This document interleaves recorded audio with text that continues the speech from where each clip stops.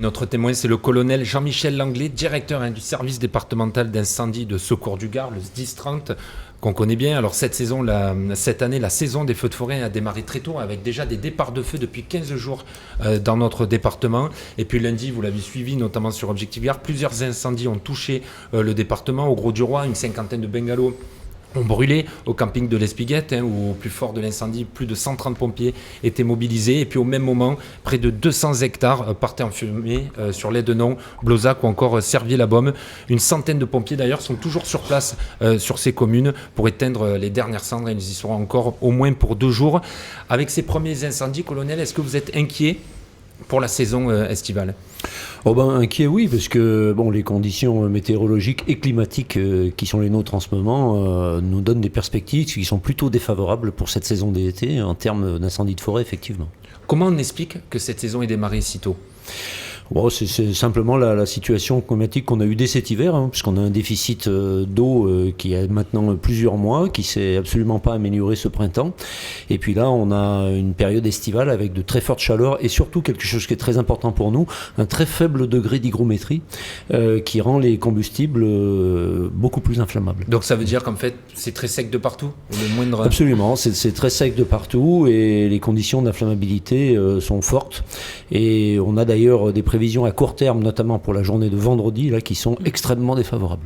Comment est-ce que déjà, sur les incendies qu'il y a pu avoir en début de semaine, est-ce que vous avez déjà les raisons, les départs de feu ? Est-ce que vous avez pu savoir ? Alors, il y a eu des feux de végétation, mais est-ce que... Alors, sur les raisons et l'origine des incendies, donc on travaille bien entendu en collaboration avec les forces de la gendarmerie et de la police, selon le secteur sur lequel ça se situe, mais c'est eux qui déterminent précisément l'origine des incendies, même si nous, on a des spécialistes en recherche des causes et des circonstances d'incendie qui travaillent avec eux, comme d'ailleurs avec les services de l'ONF. On travaille un petit peu ensemble pour essayer de déterminer les origines. C'est très important de trouver l'origine des incendies, puisque vous savez, 90% des incendies de végétaux sont d'origine humaine. Alors c'est très souvent des imprudences, c'est parfois aussi de la malveillance, mais en tout cas, il y a toujours une raison. Et plus on va trouver la raison, plus on va permettre de limiter l'éclosion de nouveaux incendies, soit par des mesures de prévention, soit par des mesures... Pour l'instant, c'est trop tôt, en tout cas. Colonel, c'est trop tôt pour identifier effectivement les causes de ces multiples incendies, parce que en toute logique, on s'est posé la question lundi dans la journée, avec cette multiplication d'incendies, s'il pouvait y avoir une cause de malveillance. Effectivement, vous doutez bien que nous aussi, on se pose très rapidement la question et on est très vigilant sur les environnements, d'autant plus quand on a une répétition d'incendies qui se produisent soit sur la même commune, soit sur le même secteur, comme c'est effectivement le cas sur Servier-la-Baume. Est-ce qu'aujourd'hui, vous avez les moyens de faire face au réchauffement climatique et à cette multiplication d'incendies ? Alors, on a le SDIS du Gard, et d'ailleurs, comme tous les SDIS de la zone sud, on s'est considérablement renforcé ces dernières années, avec essentiellement la thématique incendie de végétaux. Il y a eu un plan extrêmement important d'équipement qui a été validé par le conseil d'administration du SDIS et qui a été financé en grande partie par le conseil départemental. On réalise ce plan maintenant depuis de nombreuses années. On a modernisé considérablement notre flotte de véhicules de lutte et nous avons maintenant également depuis 3 ans, ce sera la 3e année, nous procédons à la location d'un hélicoptère bombardier d'eau qui nous facilite beaucoup la tâche et surtout qui ça, c'était l'une de vos grandes décisions en tant que directeur. Oui, pas spécialement la mienne, mais c'était effectivement... C'est vous qui l'avez nous avons en 2019, effectivement, on a considérablement renforcé notre dispositif préventif feu de forêt à partir de 2020, pardon. Alors c'était ça le retour d'expérience de la saison de 2019 qui avait été extrêmement difficile. Et donc on a effectivement eu les moyens de redimensionner un vrai dispositif de lutte et préventif avant qui est important. Avant de parler de la prévention, parce que bien évidemment la prévention sur les feux de forêt c'est un sujet extrêmement important, et rappeler aux habitants du territoire mais aussi aux touristes qui se déplacent sur notre département les mesures qu'il faut respecter, la vigilance qu'il faut avoir pour éviter, bien évidemment, de vous mettre dans des situations de danger, parce qu'il y a danger de la population, mais il y a aussi danger pour les pompiers qui interviennent sur le terrain. Est-ce que on a beaucoup parlé, on a beaucoup fait d'articles sur Objectif Gard sur le sujet, sur la base de sécurité civile. Est-ce que vous y voyez des éléments extrêmement positifs, l'arrivée de cette base d'excellence européenne, parce qu'on en entend beaucoup parler, on pourra d'ailleurs en parler avec la députée Françoise Dumas qui a œuvré en ce sens. Alors, il y a 3 sujets dans ce que vous venez d'aborder. Répondez en fonction.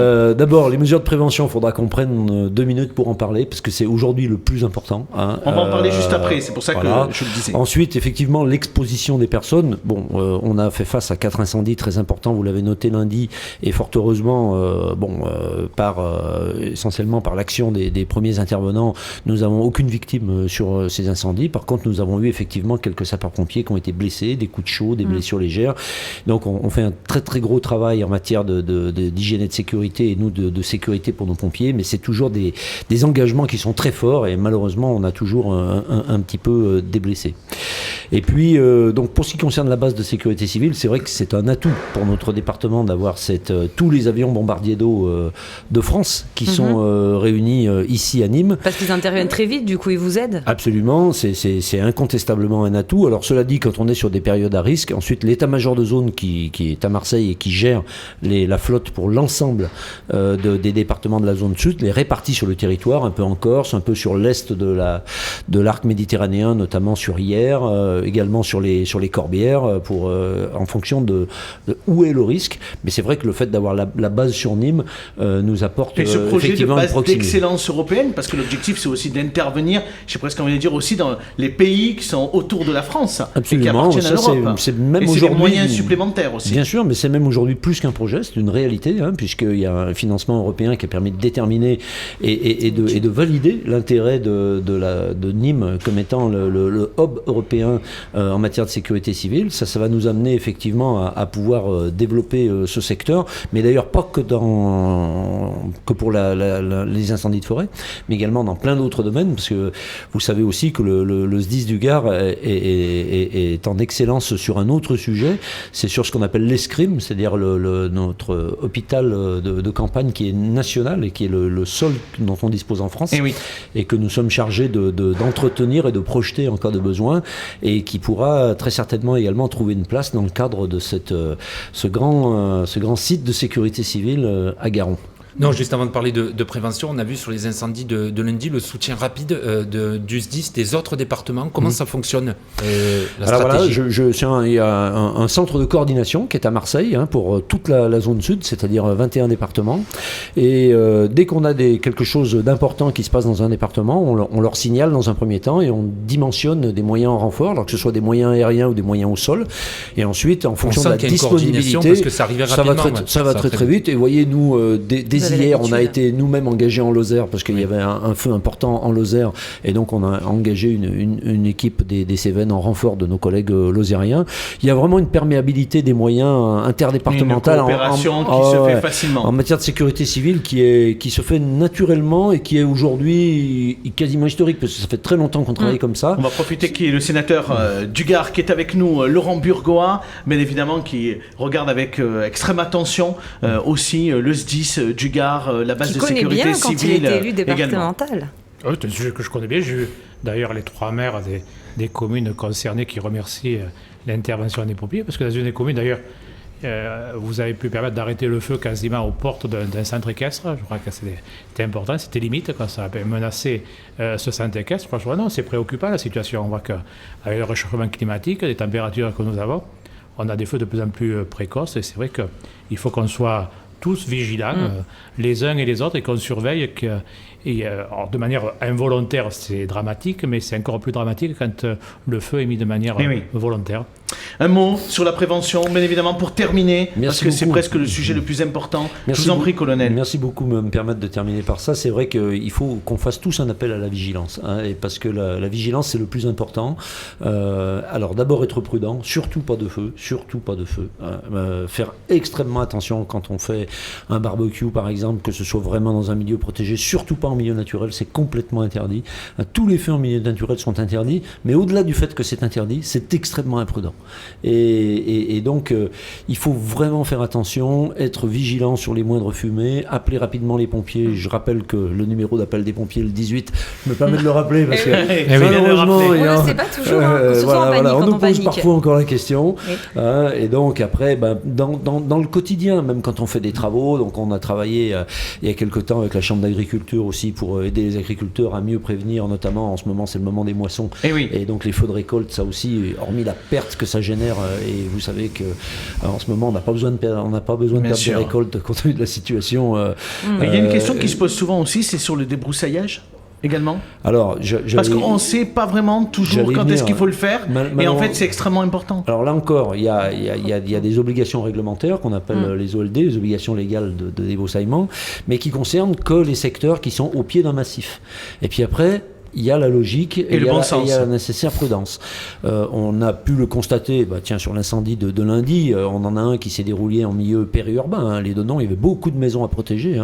Et donc, on a des maisons qui sont au milieu de pinettes, de bois, qui ne sont pas dégagées. Alors c'est sûr que c'est très agréable, je ne vais pas dire le contraire, mais c'est extrêmement imprudent. Et moi, je peux vraiment, s'il y a un message à faire passer, c'est vraiment prêter attention à ça. Dans l'avenir, c'est sûr que les incendies de végétaux vont devenir de plus en plus difficiles à gérer, de plus en plus dramatiques, et il faut protéger sa maison, et la bonne prévention commence par l'action qu'on fait soi-même. Donc bien dégager. Il y a toujours les mégots de cigarettes aussi, nettoyer les toits de sa maison, de ne pas laisser des épines de pin dessus, enlever tous les combustibles qui sont sur les façades, et débroussailler 50 mètres autour de la maison, de manière à pouvoir être tranquille et protéger sa maison. Allez, Coralie avait une toute dernière question. Une dernière. On m'a dit que vous alliez nous quitter de la poste, que vous prenez votre retraite dans quelques mois. Vous êtes arrivé en 2019 au poste de directeur du SDIS. Ça fait partie des choses qui sont possibles, effectivement. Que je vous confirmerai dès que ça le sera. Avec plaisir. Mais je voudrais... Mais il sera encore là tout l'été. Donc ce petit aparté ne doit pas faire oublier une règle de prévention complémentaire, même si il y en aurait plein d'autres à citer. Mais effectivement, la gestion des mégots de cigarettes pour ceux qui parmi nous sont encore fumeurs, c'est quelque chose d'extrêmement important. Il y a beaucoup d'incendies qui sont liés, et on s'en rend pas compte, mais un mégot qui n'est pas éteint et qui est jeté dans la nature, vous pouvez être sûr que ça met le végétaux. Donc s'il vous plaît, je peux passer un message, pensez à nous, pensez à notre magnifique département, pensez à nos pompiers, pensez à l'environnement, pensez aux éventuelles futures victimes, soyez prudents.